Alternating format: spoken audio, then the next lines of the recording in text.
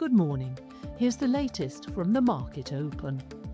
The FTSE100 opened unchanged at 10,886.2, with weaker oil prices weighing on energy shares as investors monitored developments around the Strait of Hormuz.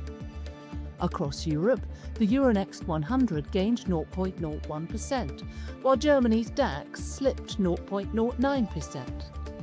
In the US, the Nasdaq closed higher at 26,151.3 and the S&P 500 advanced to 7,677.28.